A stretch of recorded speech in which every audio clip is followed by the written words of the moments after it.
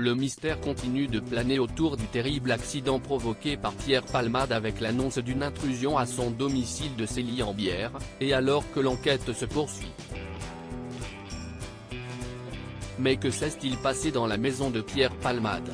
Selon les premières informations récoltées par la presse et les enquêteurs, le comédien aurait fait la fête durant plus de 24 heures avec des amis.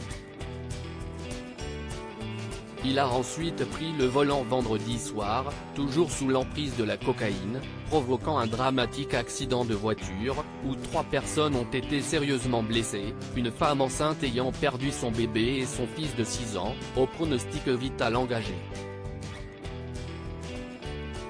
Une intrusion constatée dans la maison de Pierre Palmade. L'affaire a néanmoins pris une tournure bien plus mystérieuse lorsqu'on a appris que Pierre Palmade n'était pas seul dans la voiture. Des témoins ont ainsi indiqué avoir vu 2 personnes sortir du véhicule après l'accident, et auraient visiblement nettoyé la maison où se tenait la fête.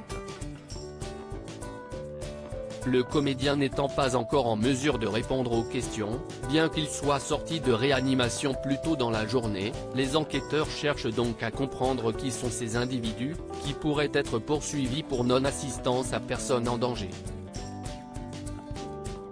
Nouveau retournement de situation cette nuit puisque France Info annonce qu'une ou plusieurs personnes se seraient introduites dans la demeure de Pierre Palmade, celle-là même qui a été utilisée pour la fête.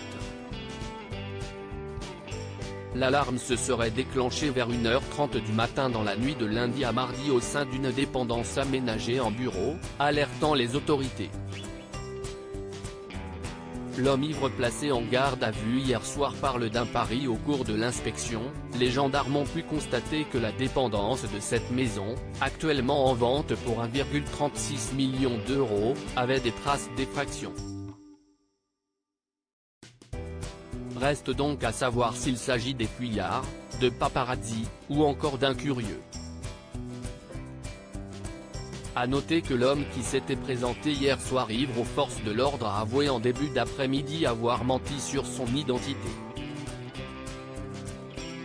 Il s'agirait d'un pari avec une connaissance, révèle BFM Télévision, et non pas l'une des 2 personnes dans le véhicule avec Pierre Palmade, contrairement à ses premières affirmations.